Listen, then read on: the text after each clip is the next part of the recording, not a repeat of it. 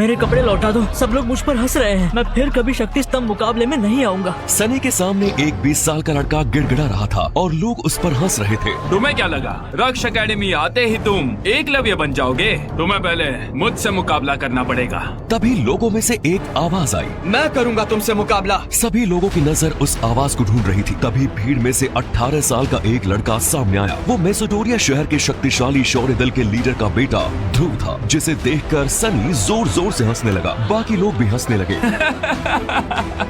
अरे ये तो इस साम्राज्य के होने वाले भावी सम्राट शक्ति शिरोमणि राजकुमार ध्रुव है। इसकी मंगेतर ने भरे दरबार में शादी तोड़कर इसकी हड्डियां तोड़ने की बात की है और ये मुझसे मुकाबला करेगा।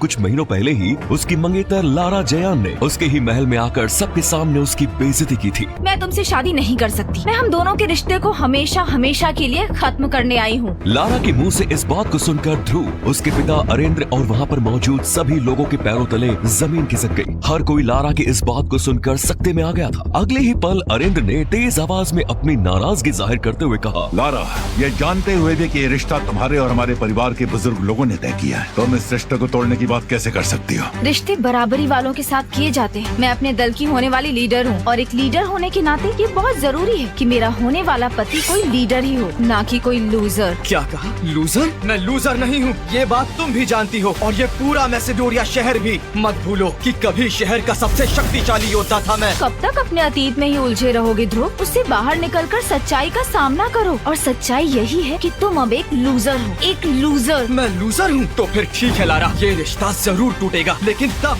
जब तुम इस लूजर की दुल्हन बन जाओगी। ये सुनकर लारा भी हैरान थी। उसे लगा शायद ध्रुव पगला गया है। तुम कहना क्या चाहते हो? मैं तुमसे रिश्ता तोड़ने की बात कर रही हूँ और तुम शादी की बात कर रहे हो। मैं भी वही कह